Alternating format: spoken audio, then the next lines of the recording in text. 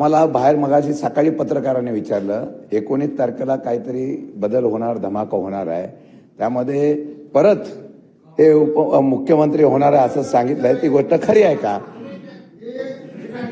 सभापती महोदय, शशिकांतजी, आमचा अजेंडा खुर्ची नाही आहे. आमचा अजेंडा काय सांगतो, ज्या लोकांनी आम्हाला खुर्चीत बसवलंय ना त्यांचे प्रश्न सोडवणे, त्यांच्या समस्या सोडवणे.